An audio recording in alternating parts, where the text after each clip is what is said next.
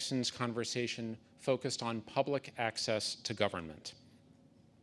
Last year, Texas's open records law turned 50 years old. The Texas Public Information Act was meant to usher in a new level of government transparency and followed a stock fraud scandal that reached the top levels of state government. First Amendment advocates say that while government agencies work hard to satisfy open records, others often flout the law, leaving the public in the dark on information they should rightly have about how local and state government or state agencies are operating. In this conversation, part of the Texas Tribune's We the Texans project, looking at the state of democracy in Texas, we'll talk about the challenges with the implementation of the Texas Public Information Act, how it's affecting Texans, and what solutions are available. We're joined today by Rachel Clow, specialty producer at KRIS 6 News, Kelly Shannon, executive director of the Freedom of Information Foundation of Texas, Ruth Susi, Deputy General Counsel for Open Records Section at the Texas Comptroller of Public Accounts, and media lawyer Laura Prather, partner at Haynes Boone. Our moderator is Texas Tribune Managing Editor for News and Politics, Matthew Watkins. Our program will run an hour with 45 minutes for conversation and 15 minutes for your questions. Here in Austin, we have a mic at our mic stand for our in-person audience, and our virtual audience can also submit questions online at our Q&A portal, texastribune.org/ask. We're grateful for the support of our sponsors. Our major sponsor is Methodist Healthcare Ministries, and our foundation sponsor is the Henry Luce Foundation. Though corporate sponsors and donors underwrite this event, they play no role in determining the content, speakers, or line of questioning. I also want to thank all of those around the state who make the journalism of the Tribune, including our events, possible by becoming a Texas Tribune member. To learn more and to become a member, visit texastribune.org/support. And I want to call attention to our upcoming event, Inside the Interim, a conversation with Dallas lawmakers on Thursday, July 11th at Dallas College's Mountain View campus. Whether it's education, the state budget, or housing affordability, Texas's state lawmakers will have their hands full when they convene next year for the legislative session. We'll hear from lawmakers about their priorities for the session and what it all means for Dallas residents. And stay tuned for news on similar events around the state. You can learn more about this and upcoming events at texastribune.org/events. And last bit of news here, tickets are now on sale for Texas's breakout politics and policy event, the Texas Tribune Festival, which returns to downtown Austin from September 5th through 7th. Join us for 3 days of conversations about the issues that matter to Texans at our annual celebration of big, bold ideas. Purchase your tickets at tribfest.org. Now let's get to know our panel.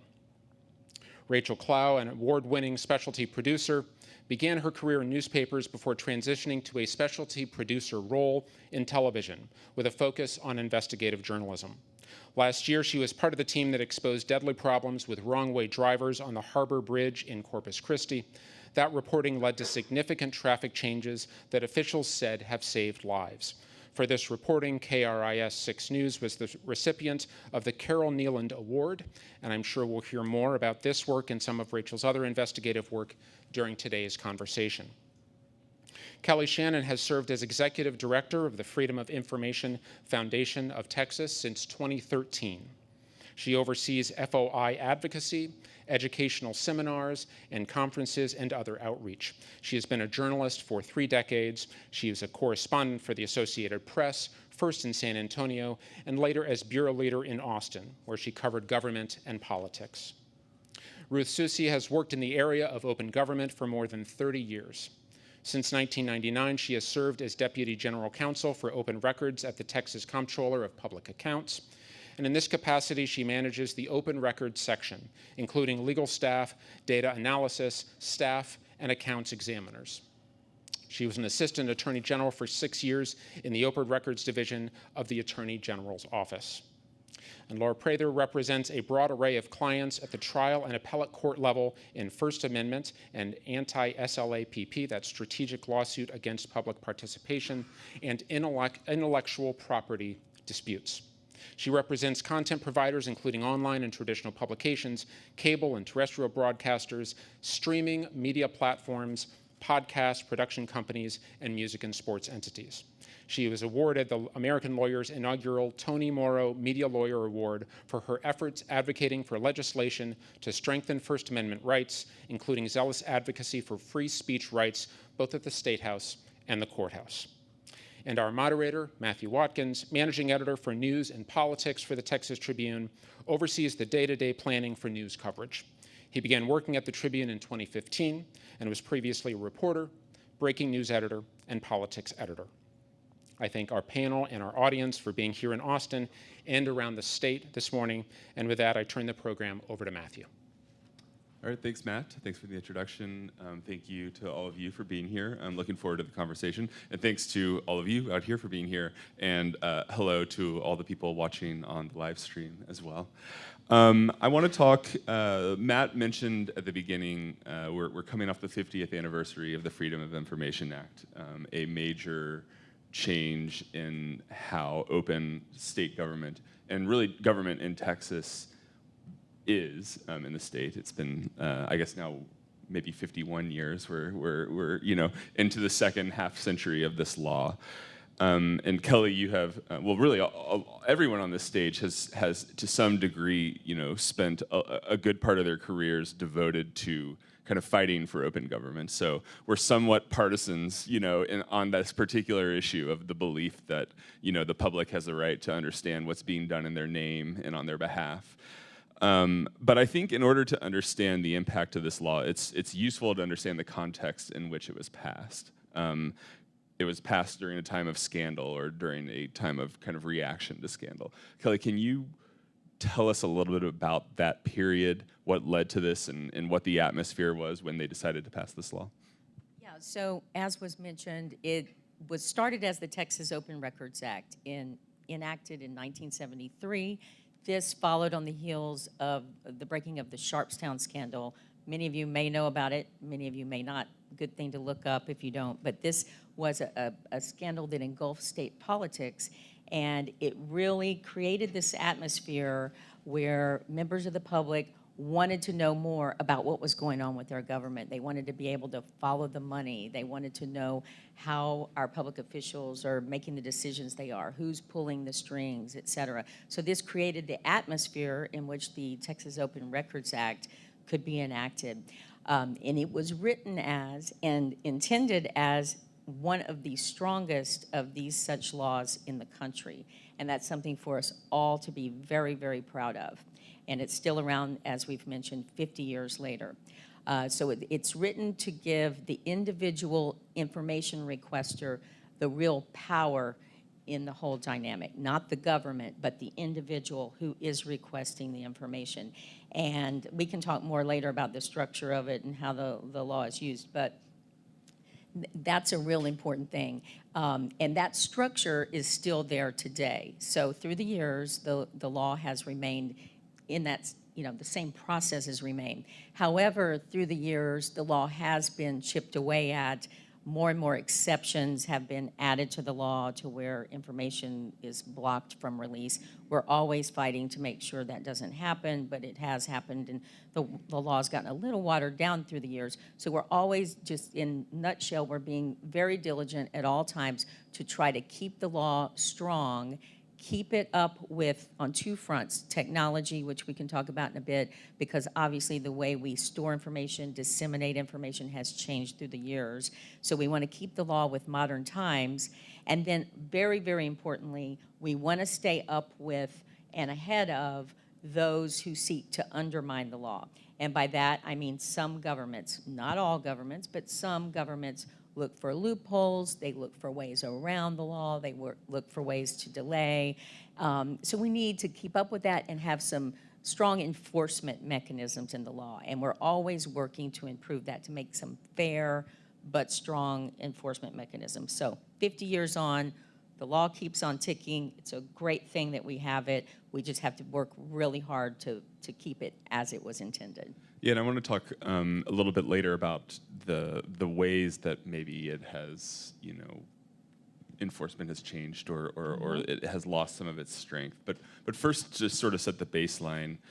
Well, Laura, actually, I'm going to go to you and tell us a little bit about just what it means in practicality. Like, what does this law give me as a citizen the ability to do? Well, it gives you the ability to be able to know what your government is doing. And so if you submit a Public Information Act request, the burden is then on the government to say why you shouldn't get these materials. The assumption is these are public records. And those public records are so that you can have a check and balance on what your government is doing, because you're the one that has put them in power. And they shouldn't be able to determine what you do and don't see. So the onus is on them to assert that an exemption, which is to be interpreted narrowly, applies to the materials if they don't want to give you those documents. And there's a process that you can go through where the government may ask the Attorney General to issue an opinion as to whether or not they give you those documents. And then if the Attorney General says they don't have to give you the documents, then you may have to go to court to try to get them. But hugely important is the fact that the assumption is the records are open, and the reason that they are open is so that you can be informed about what your government is doing. And so, of course, one of the biggest users of these Open Records Act is our journalists, right? This is the law that launched 1,000 investigative stories across the state. And it feels like every community has at least one journalist who, has built a reputation as someone who breaks stories, brings about impact and everything like that. If you're a government official and a open records request lands in your inbox from this person, you might think, uh-oh, what's happening here? And, Rachel, I would say, is, if you're not familiar with Corpus Christi News, is definitely one of those reporters. A frequent user of open records requests, a frequent generator of results with her journalism, and a good example of kind of the power of this law and the change that it can bring. I want you to tell us a little bit about how you've used these requests in the past. Maybe we can start with some of your reporting on the Nueces County District Attorney's Office about dismissals that were being done in that case. Tell us a little bit about how you heard about this story, what the story ended up being, and how you used open records to kind of get to the heart of that story. Well, first, I think public information is just one tool in our toolbox as a journalist, right? And very often it starts with a tip where somebody says, hey, there are a lot of dismissals happening in the district attorney's office, and we don't know why. And so that's a perfect public information request. What we learned with the Nueces County District Attorney's Office through public information requests, and by the way, they were incredibly responsive. They gave us our documents within 2 days, and they didn't try to hide anything. But what we learned is that they were dismissing cases en masse in order to meet state, well, actually not just state requirements, but federal requirements with the criminal justice information system. So you have to clear a certain number of your cases every year. And if you don't do it, the office of the governor says you don't get grant money. And so having the ability to see those records and really begin to dig into what was happening in the district attorney's office then was kind of a domino effect of, we now discovered this issue and this issue and this issue. Ultimately, that reporting was cited in a petition to remove the district attorney from office, in a lawsuit to remove him from office. Yeah, in your story, I think the first one, if I read them in the correct order, led with the person who had been accused of murder, right? Who had, I think it was at a gas station or something, right. They surrounded, someone was shot and killed. The person arrested in this crime was arrested and charged and indicted for murder. They then dismissed that case, ended up going after them only on a possession of a firearm by a felon charge, Correct. Right? For a much less significant sentence. And there were cases like this maybe not to that extreme in every case, but cases like this where cases are being dismissed without, the full, go ahead. Right. Well, and what we eventually learned is that through public information requests, we learned that there were multiple instances of people who had been placed on deferred probation. So instead of going to prison, you're going to have your sentence deferred. But if you mess up, we can send you to prison. So what the district attorney's office was doing to meet these numbers is new allegations would come forward, and they would say, nope, we're going to abandon those charges. We had 2 women killed by a man who they decided to abandon charges, who was on probation. And he's admitted guilt to those murders. Where is the justice in that, right? 2 women now dead in order to meet grant requirements. It's frustrating for the public. So tell us a little bit about, you get this tip that this is happening. What are you asking for? What are you getting from the government using these kind of open record laws? Well, that's a tricky thing. I mean, with the district attorney's office, it was initially when I started putting in requests, it was hard because nobody knew who was in charge of complying with the law. Right? And so now there's a dedicated person who responds to these. You have to not be super broad, so using terms like CJIS, which is Criminal Justice Information System, it's sometimes finding a needle in the haystack, and then you have to pinpoint a little bit more, and I don't think I answered your question. But you know what? I just to interject there, I think Rachel makes a great point, is the more precise you can be with making an information request, and we should preface all this by saying the Public Information Act kicks in when a request is made in writing. So if you go in and verbally ask for it, that doesn't kick in the Texas Public Information Act and all of its protections. And I always advise people, be very precise, because 1, that's going to get you exactly what you're looking for. It's also going to save time for the government, same time for you. So I think that's a really good point. Just think hard about what it is you're looking for and keep it very narrowly focused. You can always go back and make another request later, but keep focused. And I think, Kelly, one of the things that you're bringing to light is the fact that this is a law that's for everyone. It's a law that's for all Texas citizens. And so, yes, the media uses it quite a bit because the media is serving as a conduit for the people and bringing to light issues for the people. But this is a law that is for every single person in this room, online, throughout the state of Texas, so that you can do things as simple as finding out how your taxpayer dollars are being spent. And that's just hugely important to keep in mind. Ruth, your department handles these requests for the comptroller's office. Yes, we do. As I was preparing for this panel, I started to feel guilty because I realized that I've interacted with dozens, if not hundreds, of departments that handle open records requests and never asked about the experience for y'all.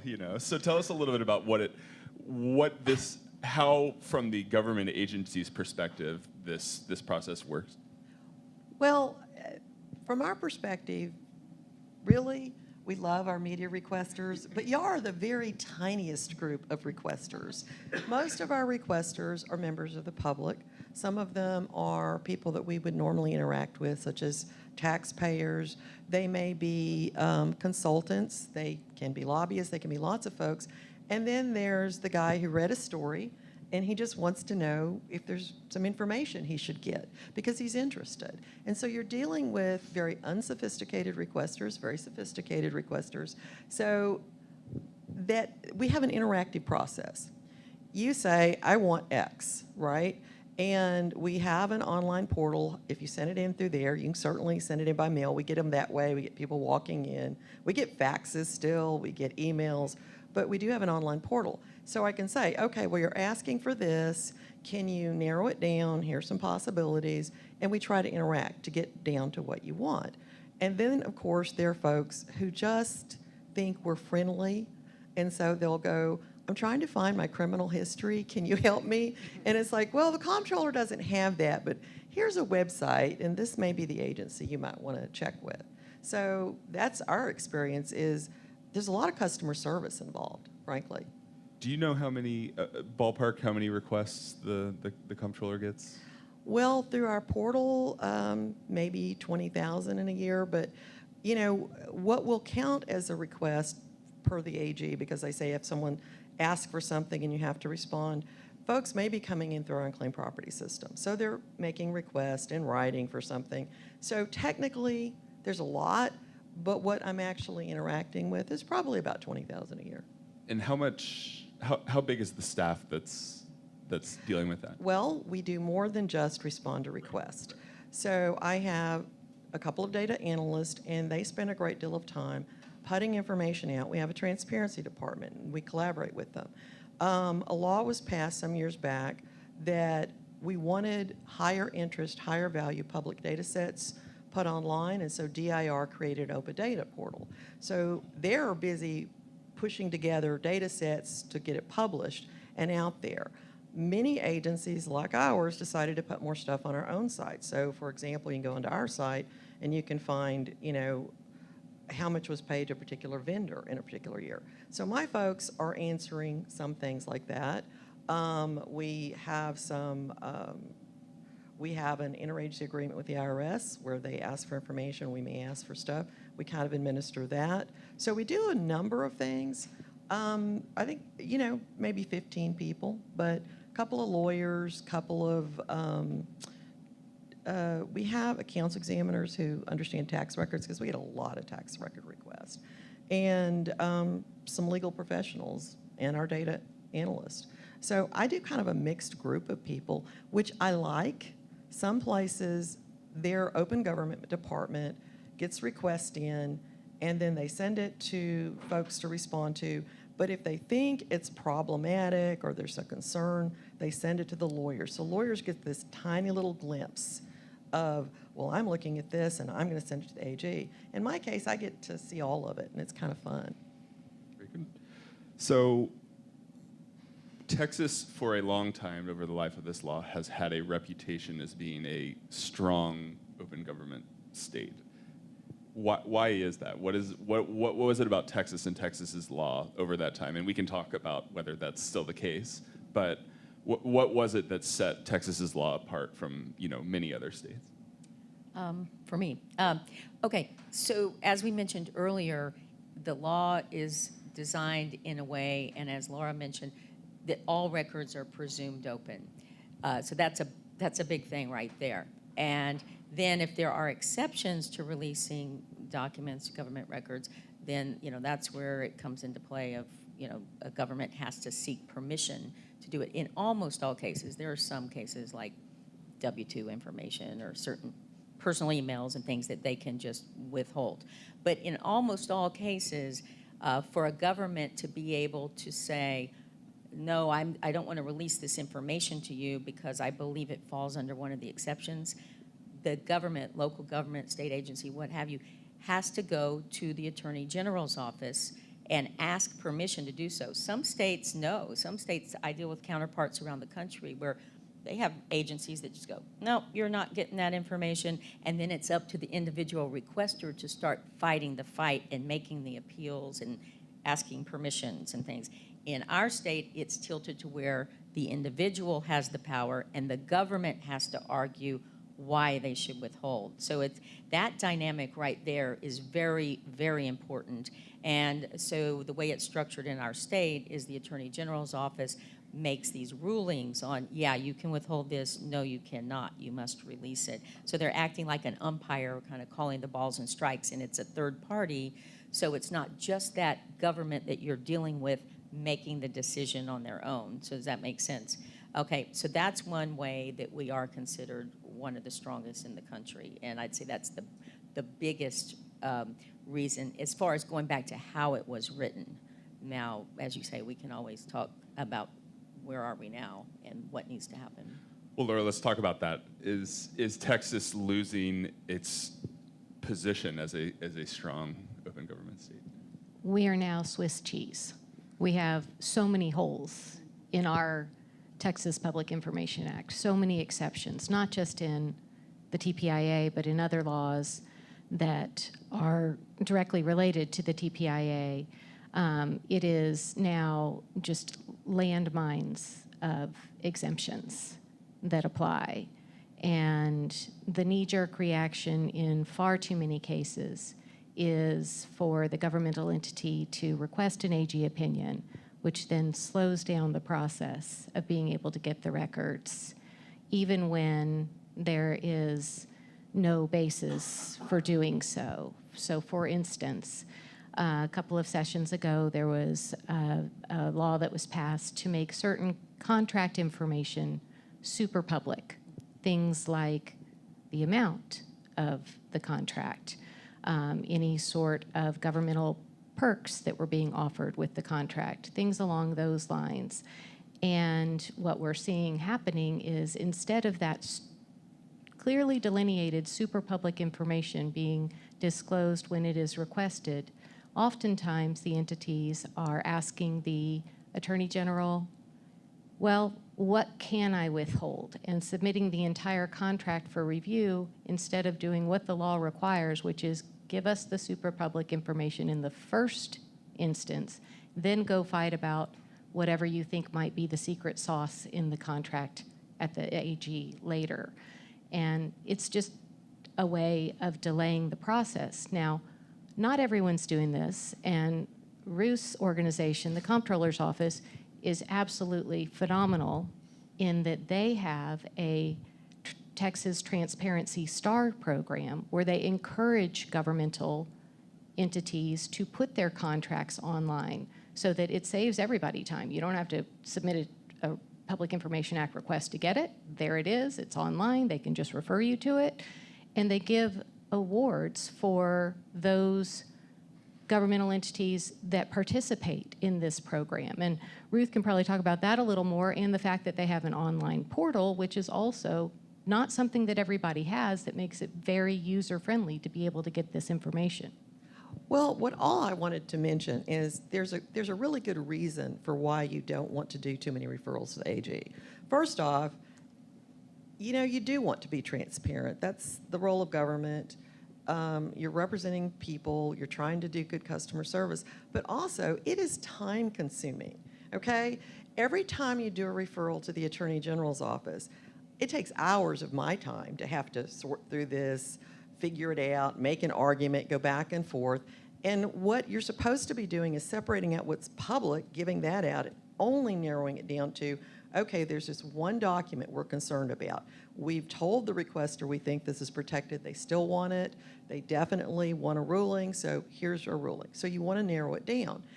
And, you know, I always tell people, let's reduce the referrals to the AG. It's going to save me time, make my life easier, make everyone's life easier. And that's really the point, is let's get as much stuff out as we can. If we're down to something we have to protect, let's send it over. And as a consequence, we generally win on our rulings because we're not sending a ton of stuff. And I think that's should be the role, because every time I look at those numbers of referrals to the Attorney General, it grows every single year. It's amazing. The workload is enormous, and then you think about also the fact that oftentimes it is taxpayer dollars that are being spent for the attorneys to draft the letters to block the information from becoming public. So your money's being spent to block you getting information. If it's protected, you should protect it. But if it's not, it should be released, because then you're wasting money and time, and you're right, taxpayer dollars on attorneys' time. But what you're describing is, again, I'm going to go back to that customer service phrase you keep using. If I'm dealing with a governmental body who contacts me and says, hey, I need this clarified, and I believe this might be exempted, and this is the reason why it's exempted, and I have a measure of trust with that governmental body because they've been transparent and they've complied every single time, I'm probably going to say, you know what? Give me the public information. I'm okay with you not sending out for an AG ruling. And that's right. There is trust. There is. And I've had requesters that start with, you know, I don't really think that this is going to be attorney-client. When I'm going, okay, I can give you this. I'm not going to give you this. It's internal attorney-client. I think that's protected. And I go to the Attorney General. And with one frequent requester. I think I went 5 times, and each time I got a positive ruling. And the next time I said, well, I think I can give you this, but this is attorney-client. He's like, don't bother going to the Attorney General this time. I'm willing to trust you, Ruth. So that helps. Well, and let me say, what Ruth is talking about here, the customer service and the communication with requester is so important. And there are governments out there who just will not communicate with requesters. In fact, some of them even ignore requesters. But if you have that give and take, that meet and confer, that, whatever you want to call it, you can discuss things and reach common ground a lot of times, and then it doesn't have to result in this formal, ongoing, lengthy process to send something to the Attorney General. I absolutely agree. You told me on the phone last week the number of referrals that go to the Attorney General's office. Can you remind me of that number? Yeah, so I think their latest count is around 44,000 rulings they did last year. So those are letter rulings where they rule on each and every.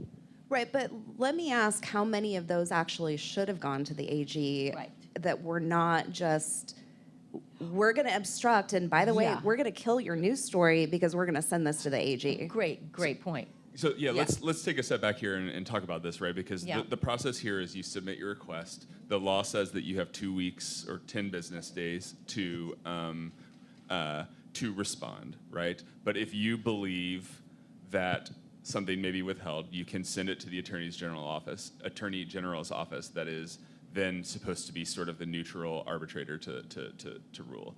Of course, you can also send it to the Attorney General's office if you maybe just want to slow the process down, because you should not do that. See, but it happens. I'm going to pull back on some ethical standards here. You're not supposed to intentionally impede the process. Right. You're supposed to be dealing in good faith. You have an obligation as a public servant, and also if you're an attorney, to deal in good faith. Now, if there is a question about, okay, I'm just not real sure, of course send it. Maybe you'll lose, maybe you'll win, but you'll get clarity for the future. So the next time you can say, well, they thought this was protected, or no, they didn't. That's good faith. But saying, I just want to slow this news story down, that's not good faith. That is absolutely true. I'm curious, Rachel, whether in your experience, most people, or maybe not most, but whether all agencies have the same sort of approach as Ruth's does. There are certainly some really great governmental bodies within, and my coverage area is not just Nueces County, but a 13-county region, so it's exhausting. But then there are others, like, for instance, TxDOT. TxDOT, we worked on the project about wrong-way drivers on the Harbor Bridge. And we wanted to know, what did TxDOT know, when did they know it, and what action did they take? Turns out they knew 10 years ago and they didn't take any action. But when we put in that request, they immediately said, we're going to send this to the AG. So then I wrote a response to the AG, sent my response to TxDOT, and they said, oh, just kidding, we're going to give you a bunch of information, thinking that they really want to kick the can down the road and think that you're going to go away.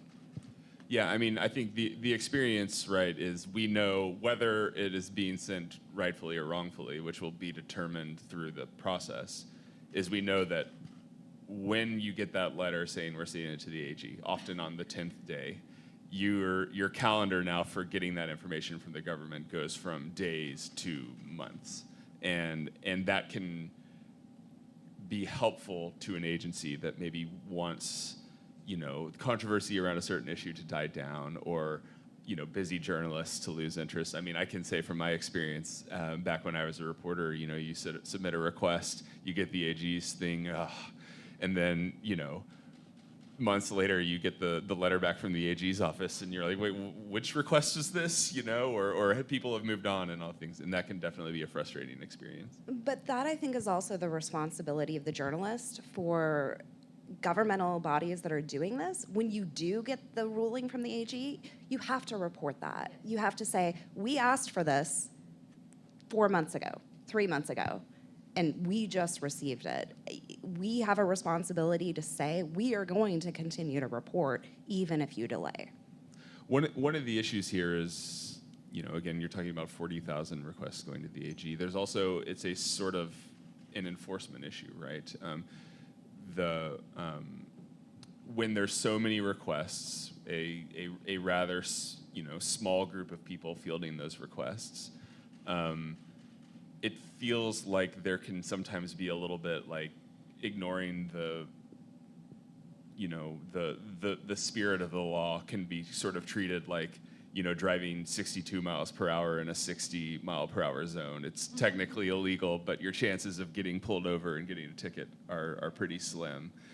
I'm curious, I'll start with you, Kelly, but if you could sort of have the magic wand to say, you have one thing you can do that could fix this, could make this process better, what would you use it on?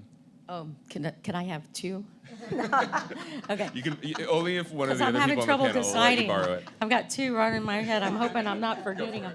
I'll let Laura attack the second one. The first one I'm talking about, this ties right into what Ruth was saying, is good faith governments versus bad faith actors, right?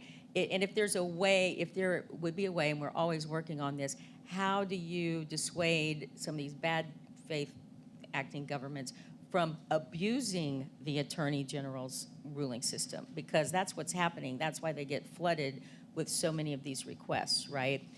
So if there's a way of a penalty or an encouragement to make sure that these governments are not just, I'll just punt it up to the AG's office. I don't want to sit here and have to sift through and figure out what's public, what's not. That's what we're always working on.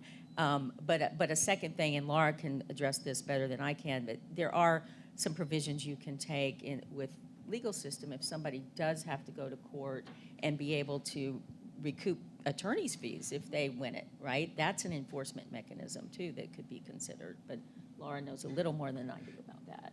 Yeah, I'm happy to pick up on this. So the good customer service. I mean, let's think about this.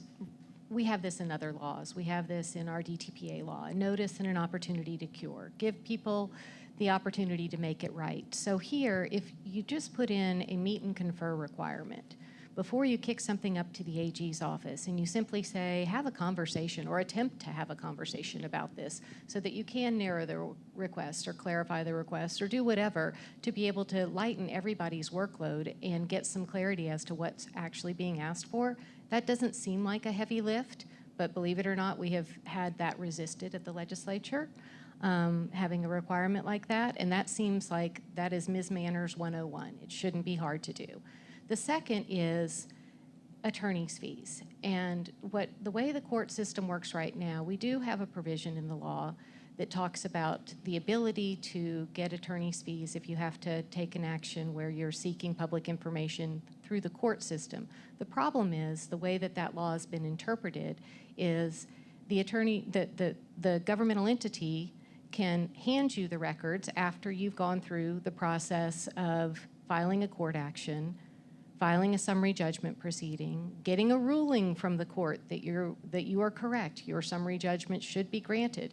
Government hands you the documents because the court has just ordered them to, and then they can allege that everything is moot and you do not get your attorney's fees. Now, our law in Texas used to mirror the federal law. The federal government changed the law. FOIA changed more than a decade ago to fix this problem. We tried to fix this problem, and we tried to mirror FOIA so that requesters could be able to actually get their attorney's fees back if they've had to go through this cumbersome, very expensive process. The bill made it all the way through the legislature and was vetoed by the governor. The problem with that is there is absolutely no incentive for a governmental entity to give you the documents if they can force you to pay tens of thousands of dollars to go through the court system and then hand them to you months, years later, and there's no repercussions. But let's also be real and think about how many people have tens of thousands of dollars to even file a court action, right? As working for local media, we don't have that kind of money. We rely on help from attorneys who do it pro bono, but what about the public? That's a huge problem. Does anybody else want to use their magic wand? All right, good. I would love a magic wand that actually maybe makes district attorneys enforce violations of the Public Information Act. Our newly appointed DA in Nueces County has said, well, we're not an investigatory agency, so if you have a complaint, it needs to go to the Corpus Christi Police Department because they don't have an understanding of what their role is and what the law is. So it's a misdemeanor, but nobody enforces it. I've got one other thing to add. I do wish that we had more teeth in the law to create an actual stronger, we kind of have an informal complaint process with the Attorney General's office, but it's informal is the key word there. And even if somebody does file a complaint with the Attorney General's office, they're very quick to tell you, well, we don't have an investigative arm that can go out there and look into what the government is telling us and arguing to us. So a lot of times they just have to take the word for it from the government. One example I'll bring of this very quickly is, and this is not regarding police records in Uvalde, but this has to do with the Uvalde Leader newspaper trying to get at what kind of severance payments were made to school district employees after the horrible mass shooting in Uvalde. And there are records. If they paid people to terminate them and send them on their way, there's a record of that payment. But the Uvalde newspaper ran into many roadblocks in trying to get this information. They did end up filing a complaint with the Attorney General's office. The school district said, we gave them every record we have. We don't have any more records. And so because there's not that investigative ability, okay, case was closed. And then records were not turned over. Okay, so I'm going to ask an unpopular question, which is this law is now over 50 years old. The way people work, the way people communicate is very different now than it was in 1973. A lot more talking on the phone back then. When you were putting something in writing, it was maybe in a memo that was expected to be a little bit more permanent. Now we have, in office instant messaging, text messages, all kinds of things that are maybe a little bit less, formal in that way. All of those things are, by the letter of the law, public records that the, by the law, the public has a right to. But is that maybe why we see some of this pushback and some of this noncompliance? I mean, is it actually helpful to hear to be able to see all the stray thoughts of internal deliberations and conversations? Oh, I'm going to push back on that because, I have a story set to air tonight, hopefully, fingers crossed, where our city manager has been putting things in text on his personal phone that very directly relate to city business, and every citizen has a right to see. Now, did he turn those records over? Absolutely not. Did I already have those records? Yeah, I did. And then when pushed back, he said, oh, well, I was busy. I wasn't not going to comply. I was just busy, a month and a half after. So, yes, people have a right to see it. They don't have a right to see everything. One of the issues, and I will actually say this is something we do. If you're a new employee, part of your new employee orientation concerns an introduction to open records, what we require, and also records management. Here's how you keep your records. Personal devices, no, you're not. You're supposed to be keeping government records on government systems. Every 2 years, you have to get mandatory training, again, on open records and on records management, because you need to understand if you're keeping government records on a personal device, those are government records. You have to turn them over. They have to be maintained. This should not be happening, but if it is, then it needs to be treated as such. And the first thing I really think in ensuring that people comply with the law is to educate them about the requirements of the law. There may be people who willingly wish to circumvent the law, but I think for 99% of the people, they just don't really understand it. And so you have to start with education. Okay, we are right at around 9:45, so if anyone has any questions, I will invite you to come up to the microphone and ask. It looks like we're getting a pretty good line here, so I will go ahead and kick it off to questions. And just a reminder for those watching online that you can ask questions at texastribune.org/ask. And I also just remind everyone in the audience, especially since we already have a line here, to try to keep your questions concise and make sure that they have a question mark at the end. Okay, thank you. Hello, I'm John Woodley. I'm with Advocates for Disability Access. And are you aware of any barriers for accessibility of obtaining government documents? And sometimes they're in a photograph form, but they may not be readable for someone who with vision impairment, or videos of meetings that are not transcribed.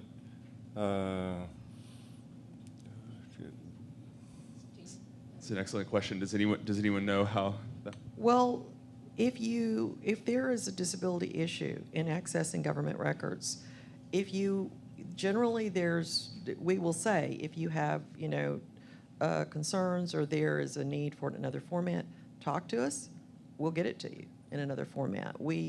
That's the role of government, is to serve all people, including those who may need something in a different format.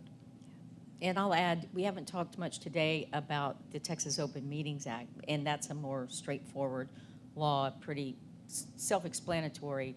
Public Information Act is more complicated, but I do know there have been rulings where certain governments try to have their meetings in an unusual place, not in their usual meeting place, but there's been rulings that always it has to be accessible to people with disabilities. That's one of the things. There are times where they can hold it in spots where you have to show a photo ID, and that's been allowed, surprisingly, right? But it seems to me like that shouldn't even have to happen. But they have always consistently ruled open meetings need to be ADA accessible. Thank you for your question. When a nonprofit, for example, has received local, state, and federal funds, are they required to follow the Open Meetings Act? Oh, Laura, that's something we've worked. Did you? Open meetings. The nonprofits, when they are you talking open meetings or open records? Open records. Open records or open meetings? Open. Open records. Oh, yeah. So it has to do with the amount, without having the law right in front of me, but this was recently negotiated a couple of sessions ago, but it has to do with the amount of money that comes from public funds, and also how that nonprofit is structured in its dealing with the government. That's a quick nutshell description, right, Laura? Yeah. Hello, my name is Ross Smith. I used to work at the Attorney General's office and dealt with the Open Records Division quite a bit. Many small counties in Texas no longer have a newspaper in them. The places like Mineral Wells, their newspaper closed after 130 years, and they rely on a newspaper a county over that may have one person who occasionally monitors what's going on there. For people in counties like that who feel they are being stonewalled by the commissioner's court or the county attorney or a state or a local office, who do you suggest that they turn to for help? Because as you said, the exceptions are riddled like Swiss cheese, and they can get very arcane very quickly. Thank you. I mean, you just described the exact problem across our country with media disappearing and them being, it was the only watchdog in so many small communities. What I have seen pop up in communities are citizens who are sick and tired of being ignored, who want information, and who use very easy public platforms to start yelling about it, which then gets the attention of the closest media. And it's been fairly effective in South Texas. And to the extent that you need legal help, like you need help just sort of navigating the AG process, the Freedom of Information Foundation of Texas has a hotline where they have volunteer attorneys that can help guide you.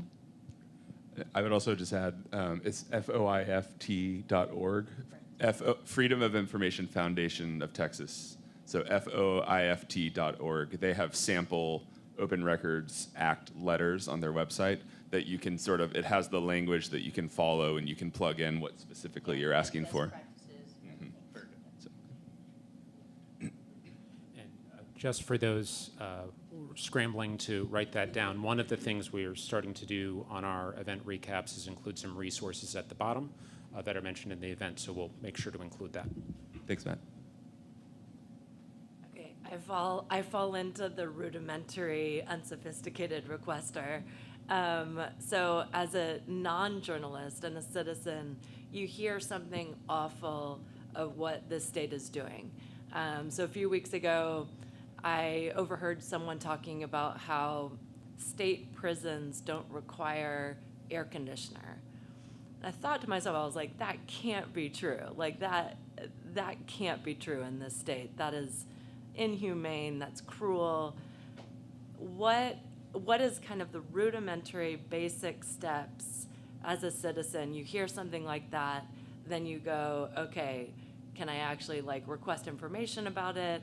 And then what's the action item as a citizen? Like what next? So, I mean, a citizen or a journalist, you're going to treat it the same way. If I hear something, typically the first thing I do is I research it, right? Because I don't want to just jump to, I'm going to put a public information request in, and unless I've put the research in. So that's where I start. And then I try to figure out who's in charge of whatever it is that I want to know. And very often, I call them and I have a conversation with them before I ever put a request in, unless it's somebody I know that's going to just not give me the information. It begins with asking a lot of questions and doing research. I don't know if that's helpful to you. Oh, I hear things too sometimes, and very often I just go to the Trib and put in some search terms, and I start pulling up some articles, and then I can link to other news organizations, and then I kind of figure out, wait a minute, some of that information's already out here. And there's also advocacy groups. So maybe I know there's an inmates families association, some of those kind of groups. They probably have a lot of that information right at their fingertips. Yeah, one other thing that I would say too is, it becomes sort of a skill to submit open records requests.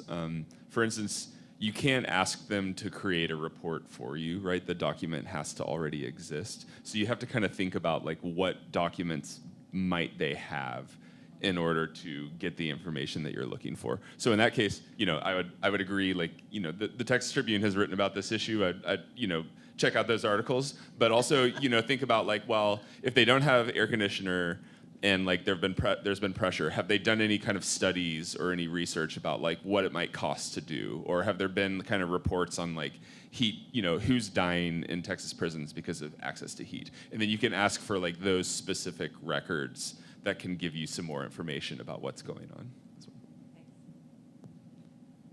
One of the questions that we received online, this person asks, should personal public records also have greater security? When most of our laws were passed, quote, available to the public, meant that the records were stored in a file cabinet at the courthouse. In the digital metadata age, there are 2 or 3 clicks away from being accessed from any place on Earth. Well, from my perspective, we have an information security office that mandates protection, and they go through and determine what is sensitive, what is absolutely confidential, and they do regular reviews. So I feel very confident in our data. That may not be the case with some other entities, but I think we have all geared up because we are all concerned about security of personal information, financial information, phishing, hackers, all kinds of stuff. Laura, do you want to talk briefly about dates of birth and the conversation around that? Sure. Me and I know I said me, briefly, Laura, and that's dates of birth. Yeah.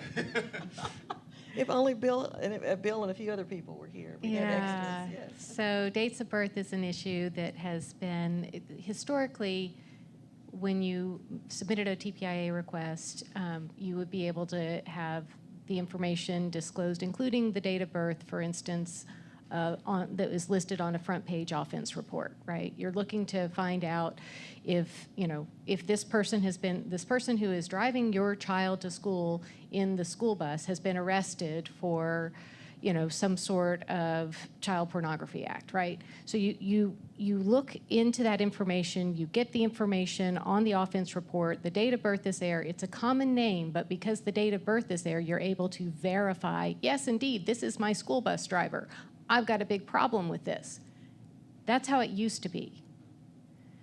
About a decade ago, the courts decided that public employees' dates of birth were going to be no longer accessible through TPIA requests. That was going to be off limits, that would be covered by a personal privacy exemption, a common law privacy exemption.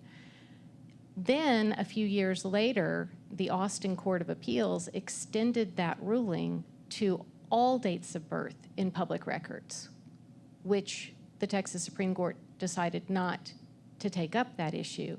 And now we've got this situation where all dates of birth in all public records can be withheld, which leaves it almost impossible for us to be able to verify whether we are talking about the correct person. Y'all may have seen there's a lawsuit right now where the Allen Outlet Mall shooter was misidentified.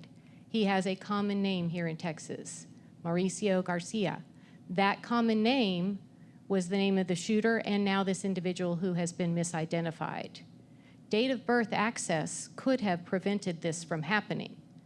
We have had now 4 times during the legislature, Chairman Todd Hunter has brought a bill to fix this problem because, let's be real, everybody has your date of birth on your Facebook page. Everybody has your date of birth on your LinkedIn page. It is out there. It is ubiquitous. We aren't talking about Social Security. We're not talking about TDL numbers. We're talking about one verifier to be able to ensure that you have accuracy in the information you're obtaining and the information you're reporting. And the bill has made it out of the House. The bill has made it out of the Senate. It has never made it out of both chambers in both sessions. So we are still trying to fix this problem. And until we do, we're going to have continuing problems with misidentification. And you're not going to be able to determine if the person who is driving your kids to school is a pedophile or not. So we have just a few minutes left in our program here, but I would like to have these 3 gentlemen be able to ask their questions. Answers may be relatively brief, but I know that for those in person, I'm sure our speakers will stand by to be able to go into more detail with folks. Hi, I'm Abhinav. Can you please tell me the difference between Freedom of Information Act in Texas versus like the federal government? And thank you. Would you like, well, why don't you Well, attorneys take that one? okay, they are very similar, but they have a different process. And so if you're going to a federal agency, you're using the Federal Act. If you're going to a state entity, you're using the State Act. But they were really pretty well designed to protect a lot of the same information. That's just a sort of a layman's. And different deadlines. I'm a lawyer, but yeah, different deadlines, kick in. right. We have And tighter deadlines. we do. We have tighter deadlines. Some of the similar information is protected. The process by which you enforce it is a little different. But basically, it's a matter of which entity are you going to for the information as to which you're going to use. Hasib Abdullah, resident here in Austin. The question I have, we're told AG is a very neutral arbiter. What percentage or even number of millions of freedom of information requests that go to the AG or even violations of the Open Meetings Act actually get litigated all the way up? And for one quick example is many agencies can just say something along the lines of, this is a sample of the documents, but they don't ask for the other, voluminous documents. So it kind of goes to the goodwill of the agencies. It seems the AG just focuses on the goodwill and the trust of the agencies. Thank you. The AG actually, if you have voluminous documents, encourages samples so they can get it out quickly because they do not want to look through 200,000 pages. So, but they're very clear, this had better be a representative sample. If you have misrepresented to us, this ruling is not valid. I'm Representative Bruce Hargrave with the Texas Silver-Haired Legislature, and you mentioned the hacker situation a while ago, and this is addressed to the Deputy Counsel. But are there an exception in the Public Information Act regarding vetting some way whether or not a person is a hacker or, you know, some kind of a scammer or some other kind of thing? I know this is really an issue among a lot of people, everyday, ordinary people, and especially seniors and things. And but with regard to our legislature and so forth, I'm just curious if there is any kind of exception relating to disclosing information just to people that may in fact have sinister reasons other than legitimate reasons, I guess is the question.